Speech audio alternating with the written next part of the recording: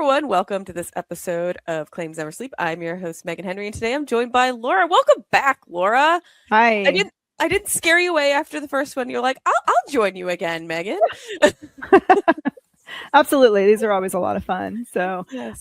sometimes I feel like I'm learning, and sometimes it's, I have a lot of input, and sometimes I really don't have any. So we'll see how it goes today. Yeah. I always learn on every single one of these podcasts.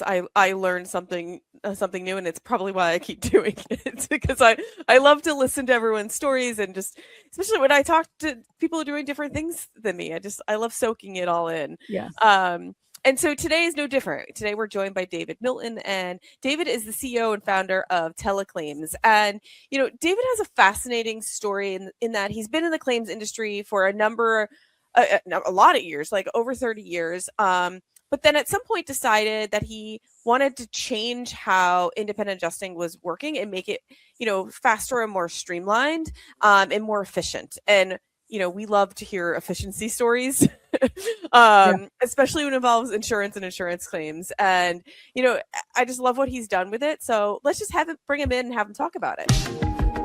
This is the Claims Never Sleep podcast, presented by Cruiser Mitchell, with your host, Meghan Henry.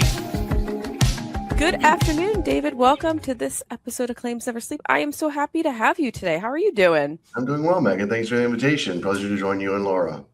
Yes. And so you and I talked, it was a while ago.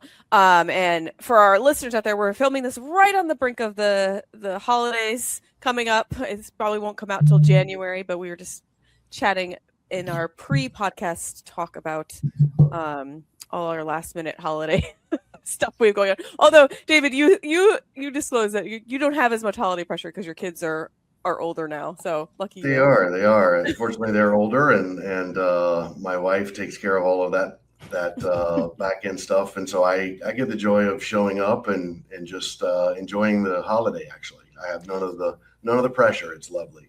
Oh, love that for you. I do cook. I do all the cooking. Good. So, I look forward to preparing the meal, but, outside of that, I'm a willing participant. Well, it's funny. Just the other day, my daughter was saying to me too, she was like, it's just, I can't believe Christmas is so soon. It doesn't feel that way. And I was like, has there not been enough magic? Right. Did I not create the magic this year? Right. But mine are getting a little bit older too, so it's not as it's not the same as when they were like wee little, that there is a lot of like those smaller things, but that you still want them to have that feeling, so that I had a moment of panic that I'm failing them. Well, I did get an email from them, and I can confirm that is their belief. So you need to step it up for the holidays. So noted. So you know. Yes, Mom isn't doing enough. Mom's probably freaking out about it, as I freak out too often, like about ungratefulness and being thankful. So we're actively bringing 2025 to a close, and a quiet weather year from the claims side of things. Yes. You guys have had a little weather. You're up in the Northeast, correct? Yes. We had our first snowstorm this weekend. Wasn't bad. Lots of ice, though. A lot of ice. Yeah. But the first storm is always the best storm, because that's when everyone's just happy to see it. Everyone's excited. There's snow. There's sledding. It happened on a Sunday, so it didn't disrupt too much. They did get a delayed opening yesterday, which was welcome on their part. But the luster of the snow wears. The second storm is usually welcome. It's the third storm that is unwelcome, but everyone's like, I'm over it already.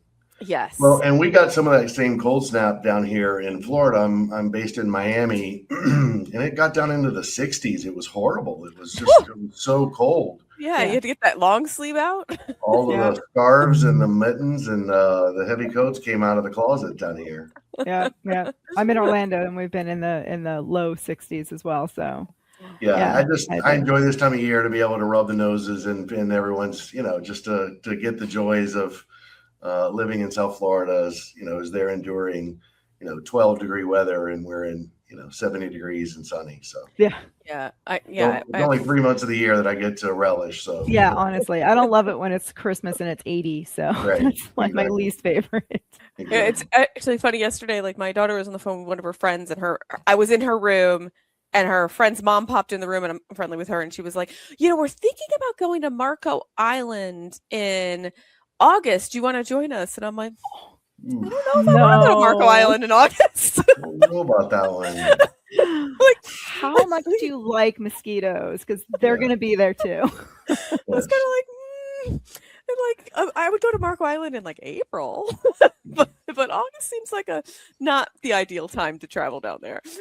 True. January, February, Marco's beautiful in January and February. Yeah. Yes, I agree.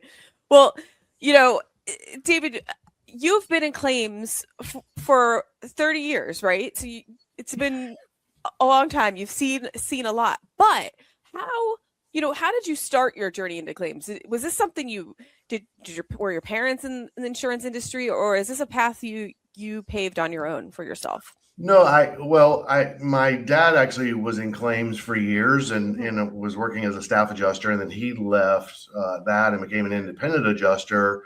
I just, was done with college and sort of, didn't really have a direction. I grew up in the construction field. My family's all general contractors, and so he was out in California, and they had a real bad Santa Ana windstorm. Mm-hmm.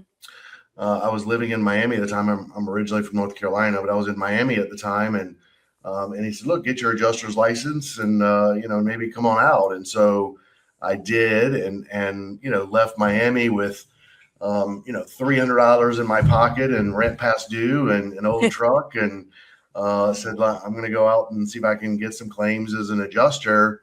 I didn't have any claims when I left. I made it to West Texas and got the call from one of the IA managers and says, I understand you're an adjuster. I don't think I could really spell adjuster at that time. I had a license, but I couldn't spell it. But I said, absolutely. I'm a great adjuster. Again, not having the ability to spell it. You got to sell it. And so he says, great. Well, we need you in this town. It was Mission Viejo, California. Mm-hmm. I said, well, I'm in West Texas heading that way now. Let me call you back. I'll give you a fax number. He goes, yeah, just give me a fax number. We'll send some claims over. So I called the hotel that I had yet to check into and said, hey, I'm coming in.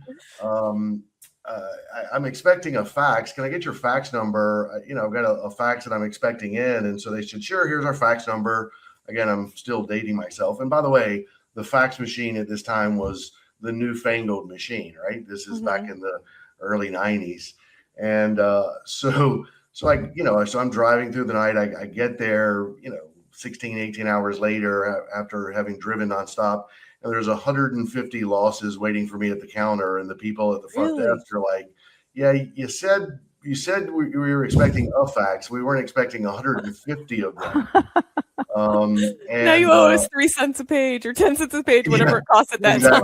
Exactly right. So I grabbed those and, quickly sort of figured it out. And, a day after arriving in California, I'm out, inspecting wood shake roofs in Southern California.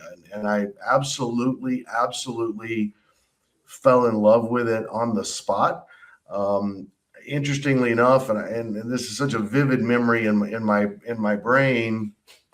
My very, very first claim, I was in Costa Mesa, Laguna Niguel, area of, in Orange County, and I'm standing on a wood shake roof. It happened to be a little hop-on, 412 single-story wood shake roof, and I'm standing up there. It's 75 degrees, zero humidity, overlooking the Pacific Ocean, and I'm going to get paid a couple $100 for going out and doing this inspection. And I just thought I was robbing people. It was the greatest job in the world, to have the independence, to have the ability of going out and using, my construction knowledge, and then applying obviously the policy to it. It was I think I was 23 at the time. It was heaven on earth. And so fell in love with it then and have been sort of doing it unfortunately, I don't know if I can say it. I've been doing it ever since, happily, with a smile on my face. I mean, there's ups and downs to every career, right? Every day is not a wonderful day. There are, but that's my, so I sort of started on a wish and a prayer, and got one guy to make an introduction for me, and I've just been busy and working ever since. And it's been a whirlwind. It's been a ride for 30 years. I mean, that's incredible though. Like you went out with without any, not without a plan, but without any work, and then it was kind of like you had this angel and to trust you, and you must have sold your knowledge of claims really well. Yeah, I mean, again, right place, right time. I mean, I think so many adjusters, that's how they got started, was right place, right time. An event happened, and they just sort of fell into it. I will admittedly, take the same. I just sort of fell into it. But yeah, I mean, I didn't have even enough money for a one-way to get out to California, let alone two-way. So it was sort of all in. And by the way, I think it was about this time of year. I mean, I think it was the middle of December, back in 93 or 93, I guess, 93, 94, when I went out. So, I mean, it's I guess 32 years now, but, again, the feeling of driving across the country with no money in your pocket, a broken down truck and a wing and a prayer, it certainly was a leap of faith, to say the least, but it worked out. Yeah. So you get out to California, you did you set up shop out there and kind of establish a place for yourself in California, or were you just there temporarily?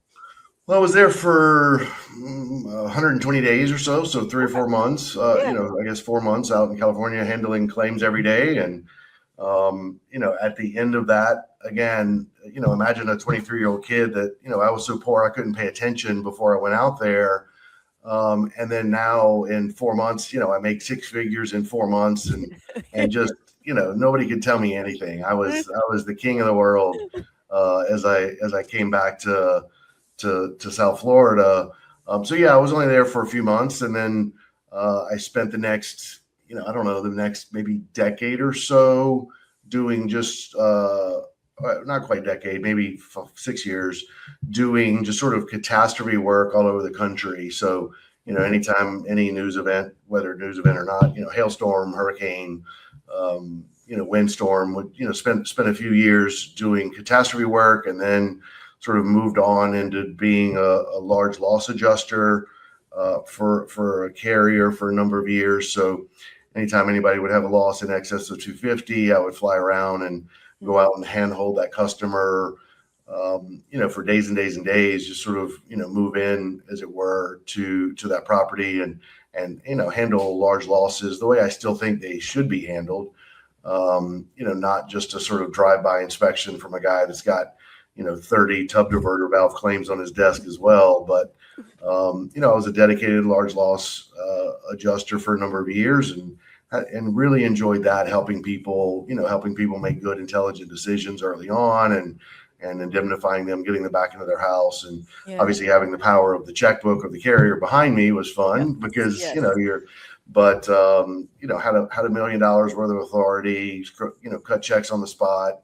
Put people back to where they were, as close as we could, as effectively as we could. So did that for a number of years. And then I actually owned and ran my own carrier here in Florida for a number of years as the president of a Florida carrier. So I sort of transitioned more to the, I mean, I've always been on the carrier side, but, by owning a carrier, took all of my claims experience, went in and sort of took over a small Florida carrier, turned them around, got them profitable, did that for a number of years. And ultimately I'm obviously fast forwarding a bit, but, came back to the claim space, after leaving the carrier, and just frustrated by the lack of the adoption of technology by insurance carriers to use technology in what I thought was a meaningful way to ultimately fulfill the promise that every carrier makes to their homeowners. Yeah. And so I set about, a little over a decade ago or so, set about building my current company from a technology first basis. So, we're sort of two companies. We're a technology shop where we have our own proprietary software that is in the claims management space. And then we have a robust IA firm that works alongside and with that software to work with carriers to provide service to their policyholders. So that was the slow walk beginning, fast forwarding to today. Well, there's a lot there. And I wanted to like backpedal a little bit though. When you were like, off on your own, and then made the transition over to working for a carrier, did you find any challenges with that? Before you were kind of like running your own ship, running your own show, and now, yes, you have like great financial backing from a carrier and you have this authority, but then there's also like more checks and balances and rules with that. How is that transition for you? Yeah. So, I just vividly remember when my first day of going in, again, I was stepping into this carrier as its president, and just really, having been around some very large Midwestern carriers with, large footprints of branch claims offices and well-run machines, as they are, I was certainly looking forward to stepping into this carrier and assume that I was going to step in and find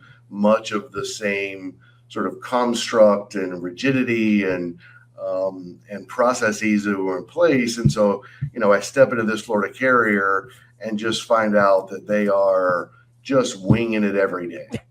Just here we go. It's another day. Let's see how we go. And so I was shocked at the lack of, I don't want to say rigidity, but just the lack of systems and processes and things that coming from the larger carriers, moving to a smaller, single state regional carrier, I assumed that they had the smaller version of that in place, and then come to find out that, not really so much. So that was shocking because they were still, an admitted carrier doing, tens of millions of dollars in premium business every single month. And so, so that was shocking to come in, but it was great just because of my ability to take what I knew worked in the street from a claim standpoint, imbue that in the carrier and really set those plans and processes in place. So it was exciting, but it was certainly not what I expected. Yeah, and then now you're coming in, you probably have a whole team of people. And we have a great team of talented claims guys, and we've cultivated some wonderful talent over the years. Guys that are smarter than me in claims, and I love it. They come to me for let me soundboard this with you, and a lot of times it's like, well, what do you think? Just because they're so smart at what they do, and each have their own niches. I've really gone pretty deep in the property side. When it comes to liability, I can spell it, but that's about it, right? And so, there's some guys in my shop that are just phenomenal liability guys, and they're just better than me. That's been nice to surround myself with a team of people that are incredibly talented, and we all know our lanes, I guess I would say. Yeah. It's nice, but it's nice to be able to go into those, small to mid-sized carriers. We're not chasing the top 5 carriers. We're not a fit for them. We're a boutique, IA firm, but the small, regional, multi-state, smaller guys are a perfect fit for us. We understand what they're trying to do. I'm able to talk to, the decision makers inside the carrier. It's not, I don't need to send an email to the, fourth removed deputy of claims to get to the third deputy to get to the second deputy to get to, so it's nice to be able to go in and have some immediate impact and obviously leverage, both our software, but our people. I mean, we always say on our side, platform, process, people, right? We built the platform, we have the process, and we have the people, and none of that works without any of those three on our side. So it's been a real joy being able to help out, many of our carrier partners and provide value. And ultimately, we preach this every day. It's about the policyholder. I mean, it's if everything we do is, to do what's right by the policyholder based on the policy, the underlying contract that they have, and we work hard to uphold that to the best extent we can every single day. Yeah. So, but tell us a little bit more though about how Telaclaims was born, because you were saying you were frustrated. I believe you said something along the lines that you were frustrated at the time about how technology wasn't being utilized as much as you wanted it to be. So, like, give us some examples. Like, what were some of the struggles you were seeing, and then how did you come up with your solution to develop Telaclaims? So I'm going to be slightly crass, but I don't know how else to explain it other than being crass slightly as you crass. want. Okay. I have found through the years that really good adjusters can be divided into two pretty specific buckets. Those buckets, here's the crass part, are boots and butts. And so I, as an example, and I think anybody who sees me will see that I'm not a butt guy. Sound clip. just don't have one. So I'm very much a boots guy. I'm out in the field, tromping around in the loss, making decisions on the site. I enjoy using my construction knowledge and my knowledge of the policy, my knowledge of the process to try to, connect with the customer directly and help them through the process. I'm a boots guy. I love being out in the field. I, to this day, still go out and handle appraisals. I'll go out and handle a claim every once in a while, just because I enjoy being out in the field. And so it drives my secretaries crazy when when I'm like, look, schedule me a few out in the field. I want to go. And they're like, oh my God, please don't, but, so I enjoy being in the field. And part of the reason that they roll their eyes, and try to dissuade me from going in the field is that they know that I'm really, really good at the field part, but I'm just crappy at the butt part. Like, I'm crappy at coming back, sitting down. I love preparing the estimate because that's the manifestation of what I've done in the field. But, to write a 47-page report about, well, I woke up on a Tuesday and I thought about having a ham sandwich for lunch and I decided on having a tuna sandwich. Just that minutia that the carriers not just expect, but need because of the one claim out of 100 that goes sideways, and they need to understand that you thought about a ham sandwich or whatever it was, that minutia of detail that needs to go into a report. I just was crappy at it. I knew that I was always doing the right thing in the field and making the right decisions and applying coverage correctly and finding a clear path on construction. But just to come back, sit down, write a lengthy report that articulates that and conveys that to the carrier, it was like pulling fingernails for me. I just absolutely hated it. And so really it started with the idea of like, look, I'm doing everything right on site anyway. Why? So first of all, let me back up a little bit. When I started this job 157 years ago, I was given triplicate estimating paper and a box of check stock by the carrier. Remember, I couldn't spell adjuster an hour and a half ago. But got some brain cells. And so they said, so I had some people around me to look, this is how you do it. Okay, great, no problem. And I never really, made a mistake, but I would go out, I would handwrite the estimate for the indemnity, total it up on a piece of paper, write a check for that amount, hand the customer a copy of the estimate that I'd just written on their dining room table and a copy of a draft and say, thank you very much. Thanks for filing your claim. Thanks for being a value policyholder. Have a great day. And I would go in at night and I would staple my draft and my now 2 parts of the estimate. I'd put a service invoice on top of it. So I had 3 pieces of paper and I'd turn that into the carrier and I was done. So you have to understand that's where claims for me 150 years ago started with. The carriers were hiring intelligent people that understood their jobs to go out and do the right thing. And then, I call it the middle. And again, I'm going to offend half of the people I need to cater to as a business owner. But, I talk about, these middle management guys that would come in and go, well, yeah, but this claim went sideways. If we just had this one piece of information and they were great. Okay, sure. That'll take the adjusters 3 minutes. Hey, no problem.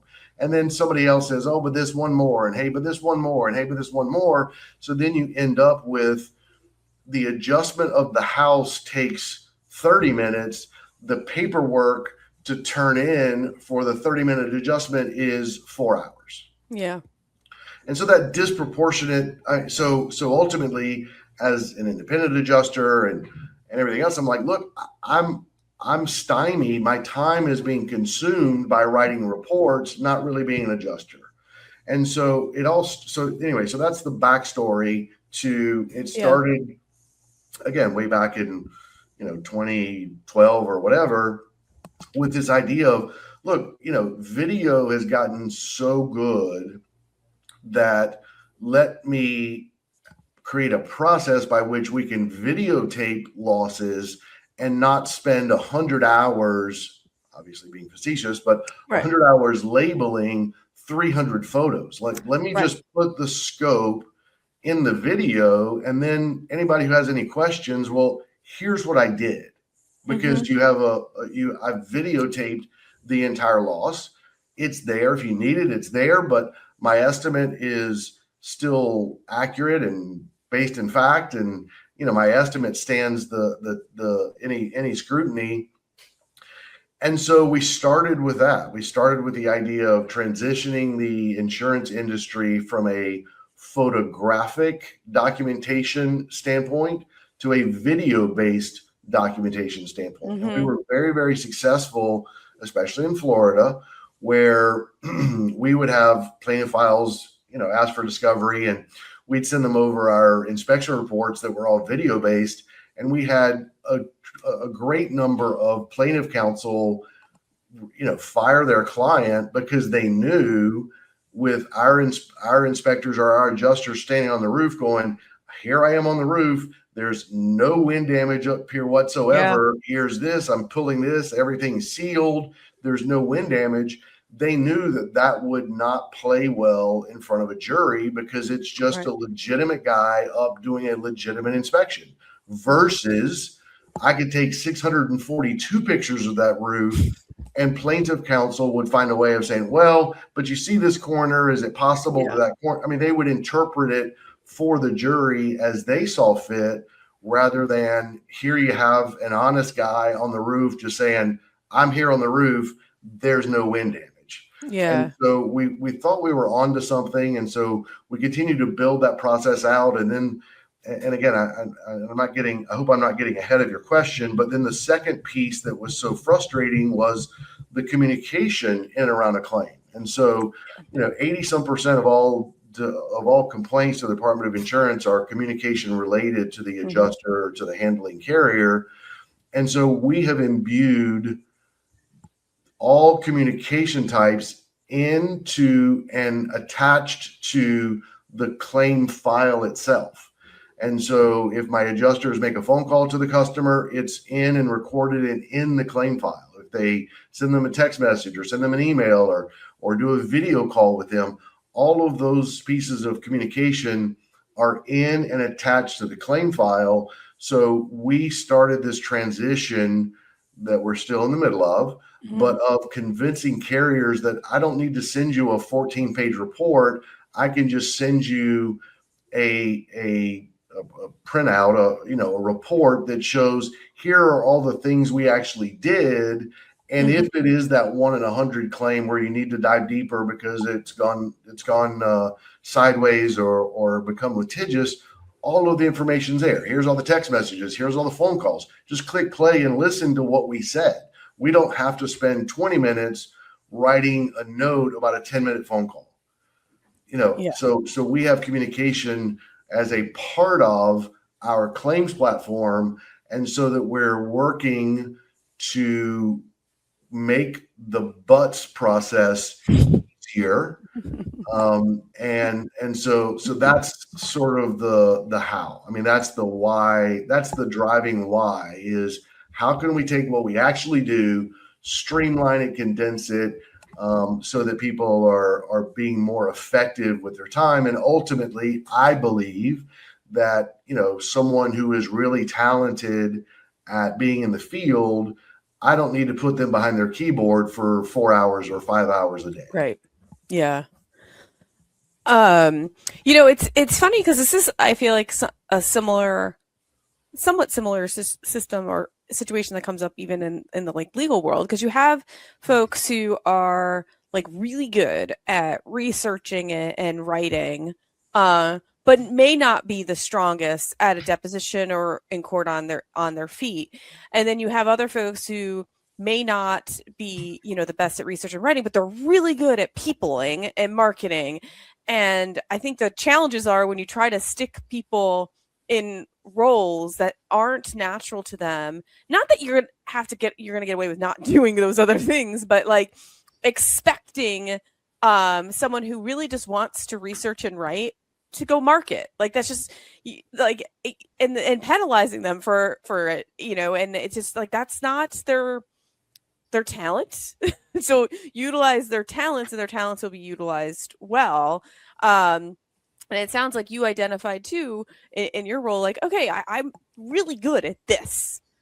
I'm really bad at sitting down and writing a report about it. Yeah. So, yeah. And you kind of worked on a workaround, being like, hey, can our boots people be butts people, but in their boots on the field, and eliminate the sitting down and typing aspect that everyone probably dragged their feet on and didn't do as quickly because they didn't want to do it. Yeah, and so they take something that's an amazing work product, right? We get the claim on a Monday. We're out there Monday afternoon. We've hit every SLA. We're knocking it out of the park.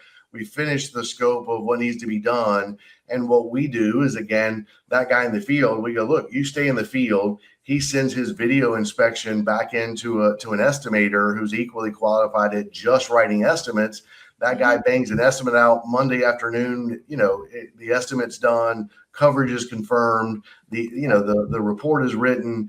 And so in 24 hours, we've turned that claim around to resolve it. And, but if I waited for the guy to get in out of the field, and it's, 7:00 and he's dealt with traffic for the last 3 hours, and, now he's got to sit down and label photos and write an estimate and write a report.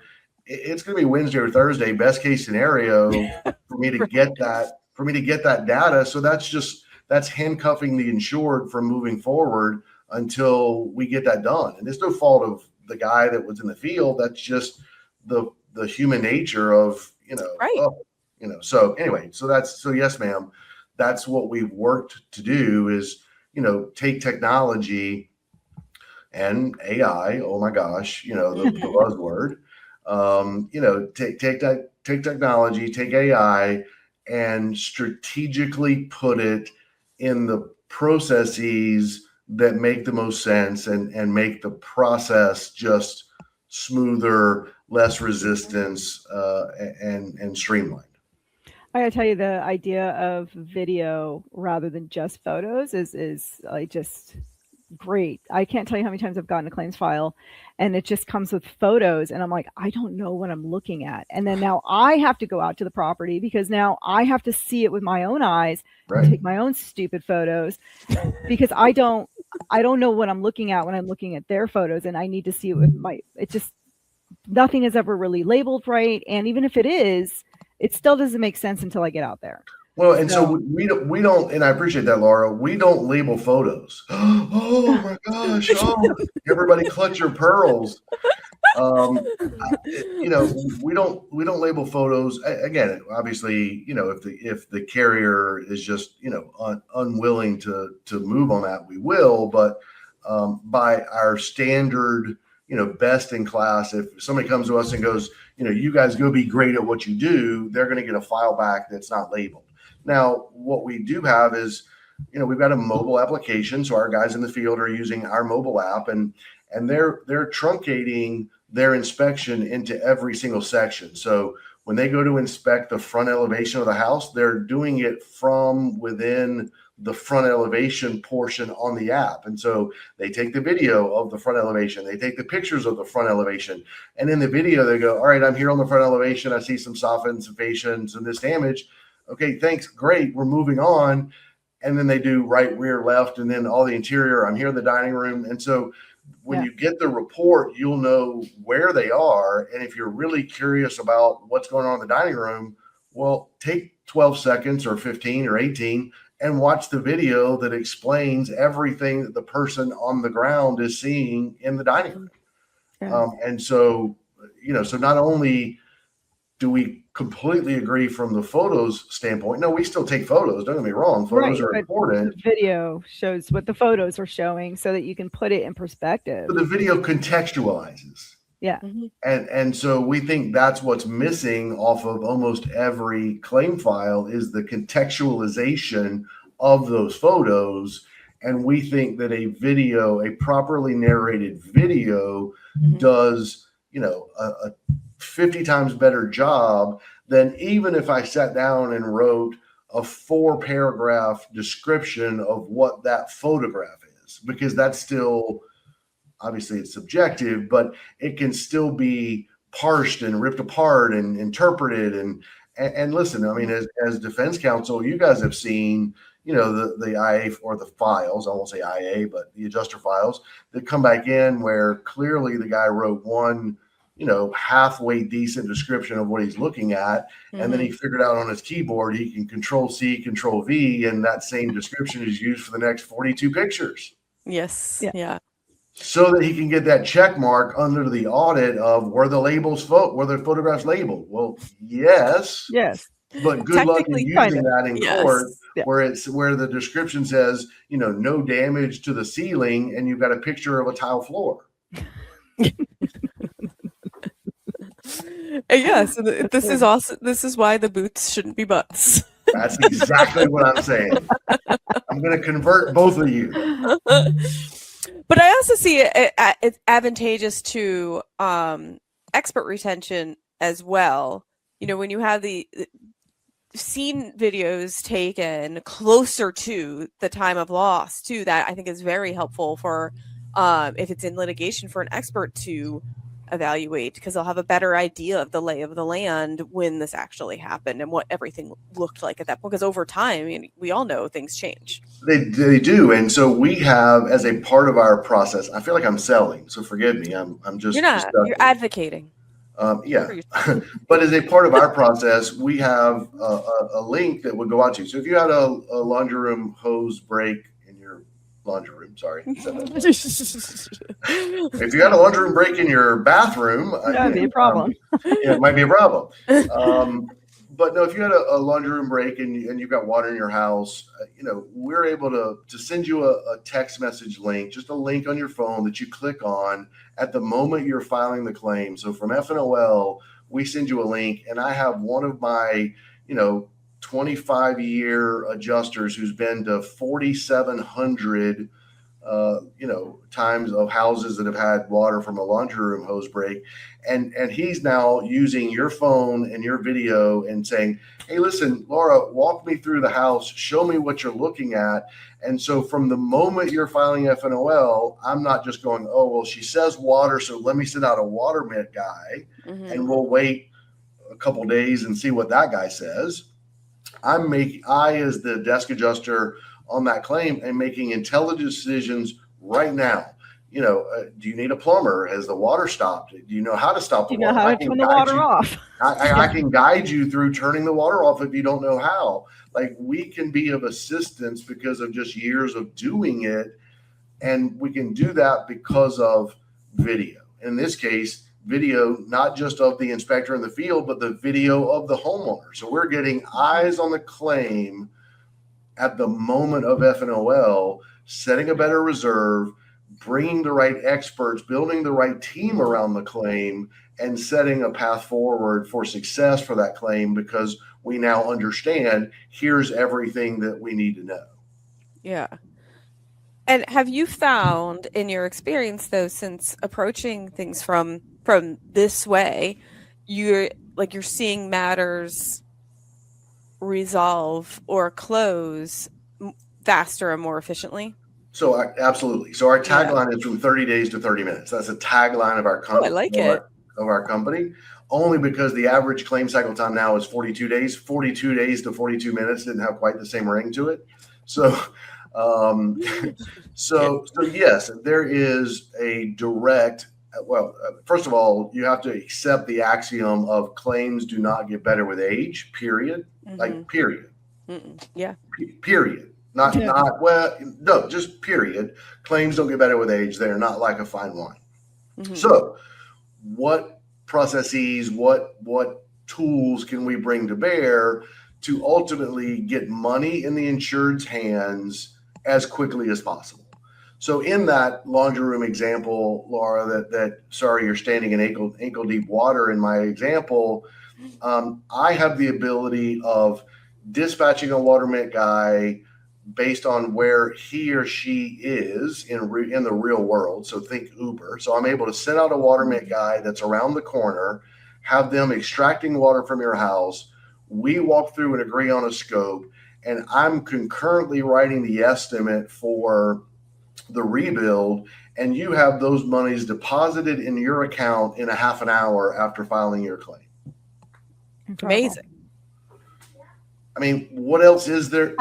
Yeah, the fact that you can get somebody out there so quickly to, for the water mitigation has to save so much money, because if the water's sitting there, that's when the problems start. And we walk the loss with our preferred vendor, our watermet guy. We're preparing the estimate for the watermet guy for the dry down that they're going to do. You know why? You know what watermet guys really are? They're boots people. Well, I was going to say they have big fans. It's just a big fan, right? That's pretty much. But they're boots people. Yes. And so when we talk to all of our vendors, our watermet guys, and go, hey, listen, we don't need you to send out a project manager to write the estimate. And, look, we're going to walk through, okay, take out this baseboard, cut this drywall, take out this insulation, dry this down. We're agreeing with the guys that are there what needs to be done to dry your home down, Laura. And at the end of it, because I even know what I've agreed to take out, I know what I need to put back. And so I'm simultaneously writing the dry down estimate. So, XYZ watermet company, at the end of it, I go, okay, we're going to send you a check for, $4,212. That's what my estimate is. It's got, 3 air movers and 2 dehues and, all the things that are required for them to properly dry down. Just make sure you go out and monitor it every day. And by the way, we assume that it was going to take 3 days to dry down. If it's 4, call me back. We'll add a day. This is not a problem. But if you don't call me back, expect the check is in the mail. Right. And so the watermet people are spending time doing, shockingly, what watermet people are supposed to be doing, which is mitigating water. Yeah. And so rather than write a report, send it to the carrier, have the carrier adjuster 6 weeks later, because they've been sort of trained or conditioned to do so, take that estimate from the watermet guy and so, well, you've charged $6,000 here, how about $4,500? So adjusters are trying to adjust to show value. And so watermet companies go, well, I know they're going to try to chop my estimate down. So instead of sending a $4,500 estimate in, I'll send a $6,000 estimate in so that they can reduce it down to $4,500. And I get what I'm supposed to get, and they get to feel like they did their job. All of this game is unnecessary if you just have early and often communication with the right team of people around every single claim. Yeah. And without getting off my final plug, it won't be my final plug, but our technology is what affords the carrier or us or anybody else to do that, because you can't do it the legacy model and get those results. Yeah. But it sounds like, though, this model probably works best, though, with exactly the carriers that you're working with. Like the smaller to mid carriers, that there might not be as much red tape, and you're kind of just run to the races and moving quickly. Not to say those other ones aren't, but I feel like there's a little more procedures involved. There are, there are people in the larger organizations who have aspired to the role of middle management and are very protective of that role. Mm-hmm. Was that politically said well enough? I think so. But I love what you're saying there, that as I had to go through this water damage process with my mom last year when she had water damage in one of the hurricanes, and it was so slow and so tedious, and if she had to do it on her own, she would be her place probably still have mold growing. She needed me to come in and start talking to the places, but the process was so aggravating because it just moved at molasses speed. Can I tell you our biggest challenge? Our biggest challenge, and obviously there's a punchline here, but our biggest challenge is we will handle Laura's, laundry room claim or tub diverter valve claim or whatever it is, and we'll put money in her account in a half an hour, and we'll be like, "Hey, Laura, wasn't that amazing? Didn't that just blow your socks off?" And someone who's outside of the industry goes, "Well, yeah, it kind of went the way I expected it to go." And you're like, "Oh." Because they've never had an experience before. That might be their only experience ever. That's the only claim experience they've ever had. And it went kind of as they would have imagined the process to go. And so our biggest challenge is getting customers, excited about, man, we just put money in your account and closed your claim in a half an hour, because they don't know that it shouldn't be that. It's only the insurance industry. It's only those of us that have been around for 150 years have I'll use the word accepted or resigned to, well, this is going to be a 60-day process. So, settle in and get ready, and, we're working for you, but it's going to take 60 days for us to get this resolved. We're the ones that have accepted that as the standard or the norm. Mm-hmm. But customers are like, "Yeah, I had a claim. I'm looking for money." We work so hard to get adjusters or inspectors or vendors out to loss locations so quickly after events. And I'm not talking about more sort of a cat scenario, a hurricane scenario, or even a daily claim. I mean, it's not uncommon for there to be a daily claim, and the guy that I've got in that area, again, I'm talking from the staff side, not our people, of course. We're always available, but the claim comes in at Tuesday at 2:00, and my Wednesday's already booked, and oh man, I'm in a different area on Thursday, so it's going to be Friday before I can get out to your house. I mean, a 3-day turnaround time to get out to your house is not sort of unreasonable, right? Just based on where people are, and so, but what we forget as insurance people is that the homeowners feel absolutely handcuffed or incapacitated to do anything, because they don't want to touch anything until the insurance industry comes out and sees exactly how things were. I literally am on the phone sometimes begging people, look, pick up, clean up, put a tarp on your roof. No. We want to leave it until you guys see it. Take a picture. Like, people feel like our job is to stop and not do anything until the insurance company or one of the representatives comes out. Then at least I can start picking up or start returning my home to its pre-loss condition. So they feel completely paralyzed until we lay eyes on it. That's an unfortunate, but that's what society has interpreted as, don't do anything, you're gonna spoil the scene or something. Yeah. And so crime people, scene. yeah. And so people literally feel like they're, in what is it? The crime scene, David Caruso and is disturbing the crime scene after an event. If we use technology, we can take that burden off of them to feel like, okay, we've now seen it, mop the water up, clean the water up.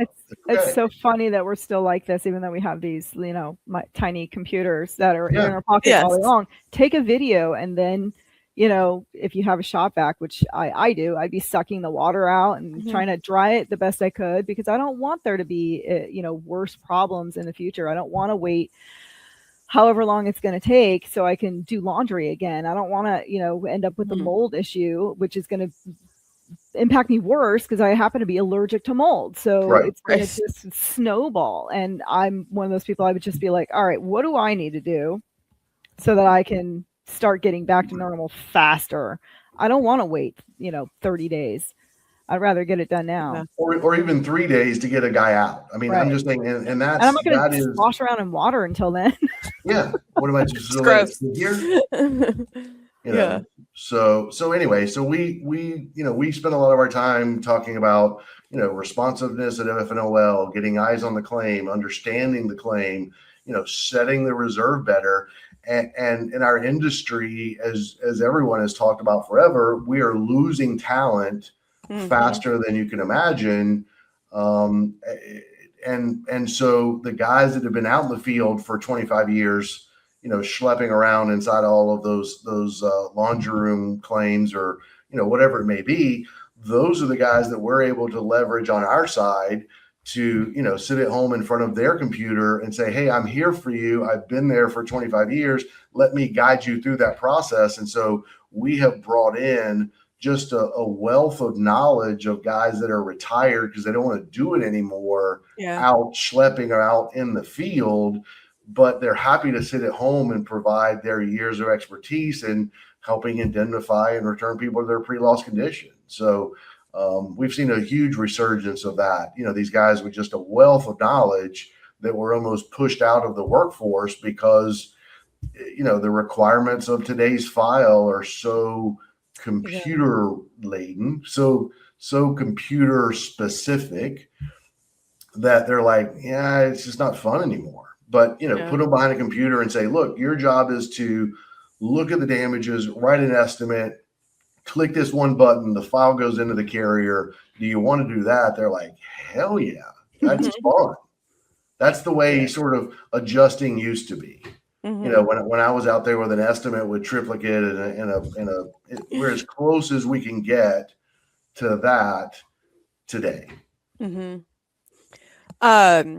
Well, I love hearing what you're doing because, and I hope, I kind of hope others are doing the same, not to take any business away from you at all, but I hope this is the model that we're going to see moving forward because it is more efficient and it does make a better claims experience for the person experiencing the loss.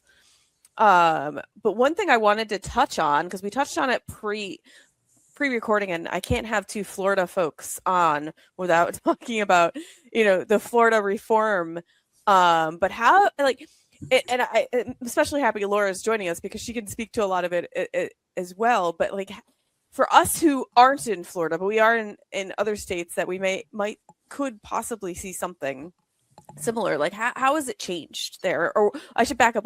What was happening in Florida and how have we progressed? Pure hell. We were in insurance hell for some reason, unbeknownst to us. I'll give a quick anecdotal story, and this is very true. And there was one notorious firm here that Laura would obviously know, but they're thankfully out of business. But, this firm, so what they would do is, hire PAs or, really anybody with a pulse to go around and find anything that even closely resembled a claim. And so then what the law firm would do is send out, a water mitigation guy, a mold, air quality, indoor quality, a plumber, they'd send out 6 companies, a pack out company and a babysitting consulting company. It was crazy, the companies that they would come up with, and they would send them out. And so what would happen is that this particular law firm would actually go to court, and the first notice that the insurance company had that there was a claim at the property were the 6 individual lawsuits that were filed on behalf of the babysitting consultant and the indoor air quality specialist and the let me move your couch 12 feet specialist. So they would hire all of these companies that would have all of these just, I don't know if you know or not, but babysitting consultants are like $30,000 to $40,000 a day. It's just crazy. Obviously, I'm joking, and so they would go to court, and literally the first time the insurance company would know about these losses were when this law firm would file 6 individual lawsuits on behalf of this one customer who was oblivious to the process. What? The carrier had no clue that the claim even existed. And so now they're being presented via the court system, $300,000 worth of invoices for work incurred. And we call them up and say, okay, well, you got a water mint bill for, and again, this many times was a claim that was, weeks and weeks and weeks and months and months and months in the making, water damage under a kitchen sink that had been leaking for 3 years, right? We were not afforded any opportunity for investigation. The kitchen sink is gone. We had to take it out because there was potential mold growth, and our mold expert said so. I'm being slightly hyperbolic, but Laura will tell you not really. This is exactly what happened. And so we were then forced to, deal with, okay, here's my $30,000 water mitigation bill. Okay, great. Will you take 20? No. Okay, because of the one-way attorney's fees, as long as they got $1, they drug it out for 3 years purposefully, so that I've heard of disputes over $100 that end up with $100,000 attorney bill, plaintiff side, and the dispute was $100. Oh yeah. And so that's why I say, and Laura, please feel free to add or expound upon that, but that's why I say we were living in legal hell. Yeah. And so fortunately, the reforms just said, yeah, no more of that ridiculousness. And so they put frameworks around that. They've stopped the one-way attorney's fees. It's set up so that at least the insurance company must be put on notice before a lawsuit is filed. It's tried to set some guardrails in place. And, with the one-way attorney's fees gone, now the plaintiff attorneys are being forced to pursue much more legitimate claims. Yeah. And so come to find out, claim volume is down 80% across Shocking. Florida. Yeah.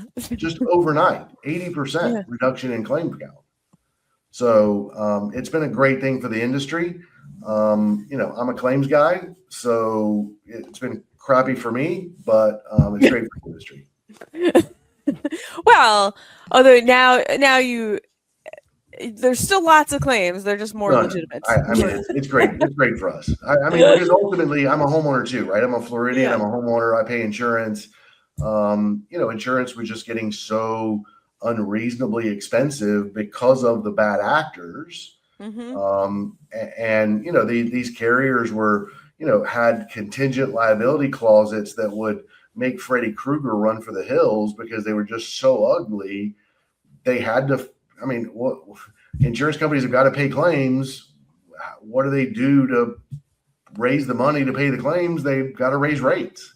Yeah. And so now we're seeing insurance carriers in Florida filing for a rate reduction. It's great to see the industry, for the health of the industry.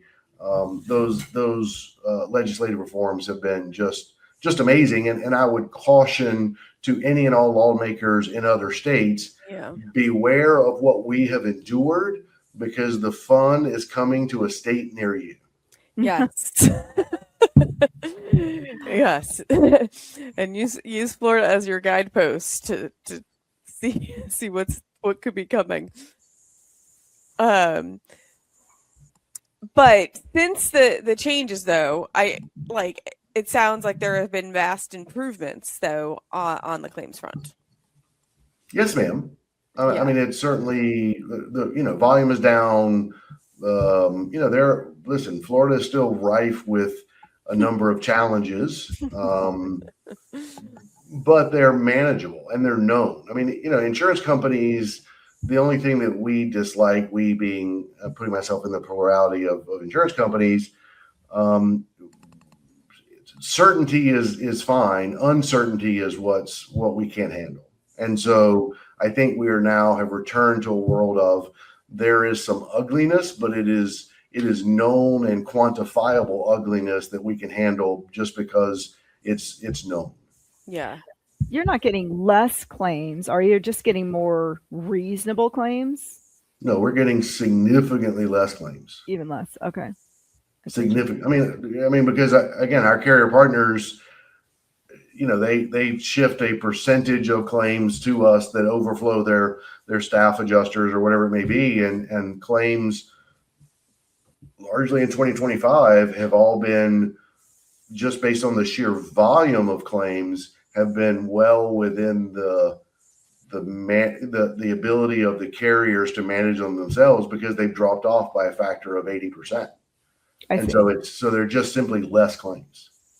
And yes, to your point, the ones that are happening are the legitimate claims. I mean, they are claims that should be filed, and bad things still happen, right? Water hoses break, and winds blow. So the claims that are being filed are now absolutely much more what you would expect. I'm trying to find a way to make sure to stay out of trouble. Claims that you would expect to find on a day-to-day basis, and returning back to the sort of traditional frequency that you would expect from an insurance book of business. Yeah. So instead of getting a under sink leak that has been going on for 3 years, and now we need to replace everything in the whole kitchen. I used to see claims where people were like, well, now I need to replace the cabinets because these cabinets under the sink are all damaged from the water, but they don't make the cabinet in my kitchen anymore so I want, and they all need to match. And I would see that all the time. And I was just like, there's nothing that matches even close. I mean, and I get it, but at the same time, I don't. So I mean, in respect to that specific, I mean, again, we're just talking about, claims that never sleep, right? Or claims that never go away. There is, the Florida matching statute is quite clear. And so, while one could argue, a box of cabinets is a box of cabinets, and anybody can make them match at any time. But if they're stained or this or that, I mean, it is difficult, even with refacing or redoing the drawers. It is difficult to have uppers and lowers match all the time. Now, there are some exceptions, right? But even if you have a white melamine cabinet with a colonial shaker door, those were installed 20 years ago, and then now we put in a new white melamine cabinet with a white shaker door. It's bright white, and the ones above, just because of sunlight, are now no longer bright white. Have we indemnified the insured, right? I mean, they had cabinets that matched before, and now they don't. So, I mean, there's a reasonable argument to be made. I agree with you. There's some sort of reasonableness test that could be applied here, that no one walking into your home is going to be like, oh my gosh, you've got two different sets of cabinets, right? Nobody's going to see that. Right. But the insurance carriers, in trying to combat the legislation, and this is really my fear, in trying to combat that legislation, have put matching statute language or limits, sub-limits into the policies now that just say, look, in your scenario, Laura, we're going to pay for the physical cabinet that's damaged under the Coverage A dwelling, but then we're going to pay for all of the other cabinets that need to get done because of matching. We're going to pay that under the sub-limit of matching, and we're going to apply a 1% of Coverage A limit to that. So we're only going to pay you, you're insured for $500,000. We're only going to pay you $5,000 for all of that matching. Now, we'll be kind and absorb your deductible. But if the cabinet that's damaged is $2,000 and, replacing your entire kitchen is $40,000, but in this scenario, you'll only get $7,000 because of $2,000 for the physical damage and $5,000 because of the 1% matching cap. That provision was put in because, all public adjusters are ever trying to do is, there's this one little board is lifted in this laminate floor right here by the edge of the toilet. It's, there's one little buckle, and the laminate floors run throughout the whole house, and they don't make that laminate floor anymore. The same with tile floors.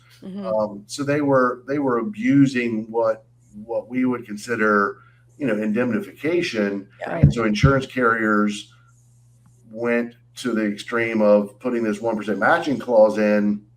My fear is that given the legislative reform and the defensiveness that insurance companies, they took a defensive posture because of getting beat about the head and shoulders with all these frivolous lawsuits, that they have not adopted a much more consumer-friendly position in light of recent lawsuit. And my fear is that the pendulum that was so far to the, let's call it plaintiff bar, so far plaintiff related, has swung so far to pro carrier that many carriers are not being aggressive in looking for coverage when coverage really does exist. Right. Yeah.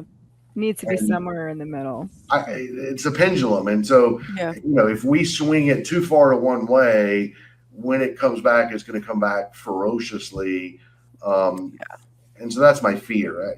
That's my sage advice, being that I'm just simply old, is just don't take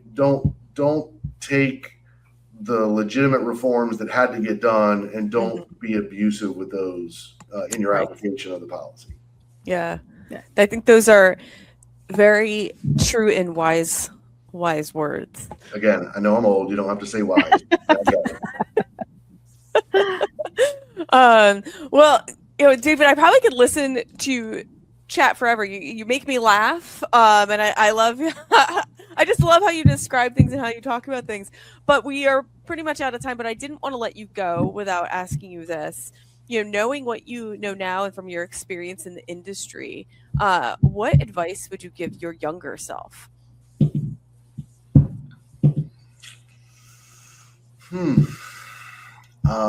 Listen, I have been just blessed. I love where I'm at and love what I'm doing.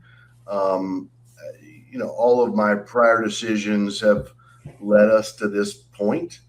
I would, and this is really more of a business answer than an insurance answer, so forgive me. But because I enjoyed being Boots for so long, I don't think I did, as an industry, a good enough job in connecting with others in my space, because I was so focused on, I've got Laura's, laundry room claim to deal with. I'm just going to really be focused on handling her claim. And I don't really care about the social cocktail hour gathering of, Adjusters Are Us or whoever it may be, or, this conference or that conference, and that has really, as a business owner, and, now a guy that's been around for 3 decades, I think I would have spent a little more time in networking and building out a larger network of people, both inside carriers and independents and plaintiff guys, because I think at the end of the day, people want to do business and work with people they know and have known and like. So that would be the only advice. And this is actually the opposite of the advice that I gave many independents for many years as I was training them in the cat space, because we're stuck in a hotel in the middle of Kansas from a hailstorm, and it's the adjusters take over the whole hotel, and so I'd be training younger adjusters, and invariably every night at 8:00 or 9:00 the bar gets a little ruckus, and it's the adjusters that have all been out on roofs all day, and they're having a good time. And so I would caution people, look, just focus on your job. All the other noise will sort of go away. And if you get caught up in the network of adjusters, it'll detract you from your work. And so I would advise people to just stay focused on the work. I think that was an error in hindsight of a career, that things, the service that you're doing here is so important because it's exposing, yourself and others to other people. I think what you're doing is a great service. So that would be my parting sort of get out there, get involved in your community, to the extent, your insurance community, to the extent that you can. Yeah. Have fun, but not too much fun. Not too much of the relative, that's subjective and relative. So sure, absolutely. But I see where you were going with that too, though, because I could see how that aspect could get out of hand. It might prevent them from doing their job the next morning. So you have to be a responsible professional adult. Yeah, and not even over serving. Just the you get at the bar and this adjuster, well, this one didn't give me this, and listen, you get any 5 adjusters in a room together, they're going to tell 1,000 war stories, and things are going to be said, and at the end of the day, somebody's going to talk bad about this guy or that guy. And just like I don't need that. I just want to do my job, and so that was really get it. Yeah. It was not the over serving. It was you're going to get sort of lumped in with the people that are going to create problems, and you just want to keep your nose clean and do your job. But yeah, I would definitely say that I missed the boat on that, and keep learning all the time. Just associate and keep learning.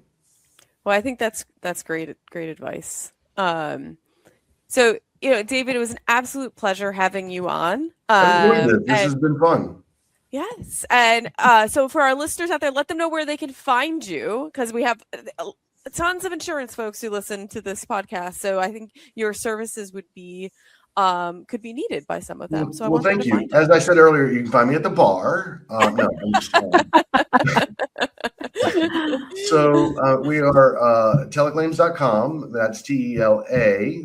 We couldn't get TELE, but Telaclaims, TELA, claims.com, or mergeconnects.com. I'm on LinkedIn, or around LinkedIn. So please feel free to reach out there. I'd love to meet everybody. Again, we've got a great roster of people, always looking for great new people to work with. And so, if you're looking to mix it up and do a little something different as an IA, please feel free to reach out. And obviously we're always looking for new carrier partners that are looking to try to do things a little bit different, but we certainly color within the lines, but only just. So yeah, feel free to reach out. That'd be great.